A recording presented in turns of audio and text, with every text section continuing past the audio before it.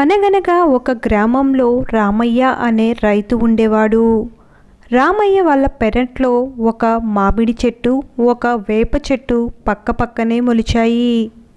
అది చూసిన రామయ్య మామిడి చెట్టుకి చక్కగా పాదు చేసి ఎరువు వేసి రోజు నీళ్లు పెట్టేవాడు. వేప చెట్టు గురించి అస్సలు పట్టించుకునేవాడే కాదు. అది గమనించిన మామిడి చెట్టు, నేను ఎంతో గొప్పదాన్ని కాబట్టే రైతు నా మీద ప్రత్యేకమైన శ్రద్ధ చూపిస్తున్నాడు అనే భావం మామిడి చెట్టులో కలిగింది. కొంచెం అహంకారం కూడా పెరిగింది.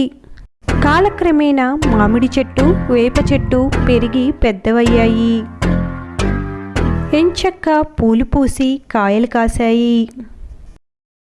అయితే మామిడి పండ్లు ఎంతో మధురంగా ఉండగా వేప పండ్లు మాత్రం చేదుగా ఉండేవి.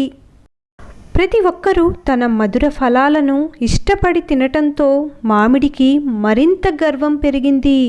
పోను పోను వేపతో మాట్లాడటమే మానేసింది. అది గమనించిన వేప చెట్టు మామిడి చెట్టును ఇలా అడుగుతుంది. మామిడి గారు, ఏమిటి మీరు మునుపట్లాగా నాతో మాట్లాడటం లేదు, స్నేహంగా కూడా ఉండట్లేదు, ఏమైంది అని వేప అడుగుతుంది. అది విన్న మామిడి, నీకు నాకు పోలిక ఏంటి? నీతో నాకు మాటలేంటి? అయినా మధురమైన తీయటి పండ్లని ఇచ్చే వృక్షాన్ని నేను, తినటానికి కూడా పనికిరాని చెడు ఫలాలు నీవి.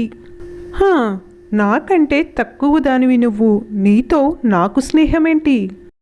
మామిడి మాటలు విన్న వేప, నీవి మధుర ఫలాలు అయినంత మాత్రాన నువ్వేదో గొప్పదానివని మురిసిపోకు.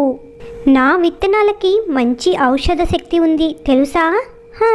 అయినా అహంకారితో నాకు స్నేహం అవసరం లేదులే. అలా ప్రతిరోజు మామిడి వేప రోజు వాదులాడుకోవటం, వాటి పక్కనే నిలువెత్తుగా పెరిగిన కొబ్బరి చెట్టు వింటుంది. ఆ రెండిటి మధ్య మాటలు విని విని కొబ్బరి చెట్టుకు చిర్రెత్తుకొచ్చింది. ఆ కొబ్బరి చెట్టు ఇలా అంది, అబ్బా ఆపండి మీ గోల, వినలేకపోతున్నాను రోజు. వెంటనే మామిడి, అదేంటి కొబ్బరి గారు అలా విసుక్కుంటారు? మా ఇద్దరిలో ఏది ఉత్తమమైన చెట్టో తేల్చుకోలేకపోతుంటే అంది మామిడి. అది విన్న వేప, పోనీ మీరైనా చెప్పండి కొబ్బరి గారు, మా ఇద్దరిలో ఎవరు గొప్పో? దాంతో ఈ గొడవ తీరిపోతుంది, ఎవరి మానాన వాళ్ళు బ్రతకవచ్చు. వారితో కొబ్బరి చెట్టు ఇలా అంటుంది, పిచ్చి మొక్కలారా, ఒకరు గొప్పేంటి మరొకరు తక్కువేంటి? మన చెట్లకి దేని గొప్ప దానికే ఉంది. ప్రతి చెట్టు ఏదో ఒక ప్రాముఖ్యత కలిగి ఉంటుంది. ఇంతటితో మీ వాదులాట ఆపండి అని మందలించింది కొబ్బరి చెట్టు. కానీ తమలో ఏది ఉత్తమమైన చెట్టో తేల్చి చెప్పమని నిలదీసింది మామిడి. సరే, అంతగా అడుగుతున్నావు కాబట్టి చెప్తున్నాను, చెప్పాక మరి బాధపడకూడదు. అలాగే అని తలూపాయి మామిడి వేప. నా దృష్టిలో అయితే వేప ఉత్తమమైన చెట్టు అని చెప్పుకొచ్చింది కొబ్బరి చెట్టు.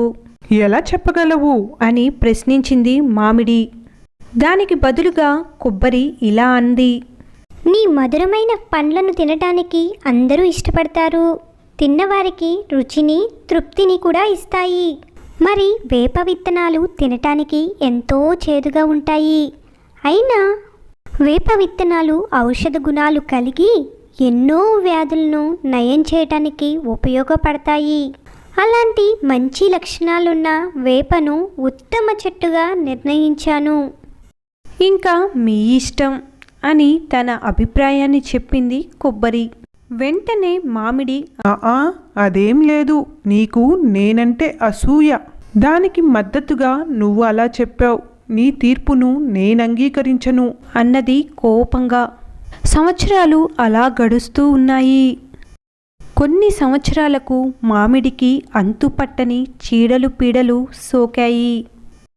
మామిడికి పట్టిన తెగులును రైతు రామయ్య గుర్తించాడు.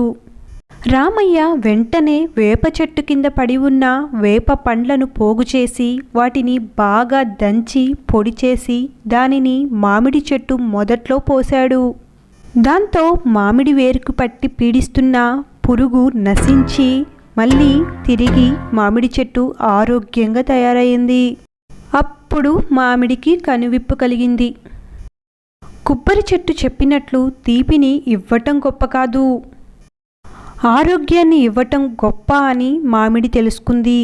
వేపని ఉత్తమ చెట్టుగా అంగీకరించి వేపతో స్నేహంగా ఉండటం మొదలుపెట్టింది మామిడి చెట్టు. విన్నారు కదా, ఈ కథ వల్ల మనం తెలుసుకోవలసిన నీతి ఎదుటివారి గొప్ప గుణాలను ఎప్పుడూ తక్కువ చేసి మాట్లాడకూడదు. మీకే చెట్టు గొప్పదనిపిస్తుందో కామెంట్ సెక్షన్లో తెలియజేయండి. ఈ కథ కనుక మీకు నచ్చినట్లయితే ఒక లైక్ చేసి షేర్ చేయండి. మరెన్నో కథల కోసం సబ్స్క్రైబ్ చేసుకొని పక్కనే ఉన్న బెల్ ఐకాన్ని క్లిక్ చేయండి. Thanks for watching.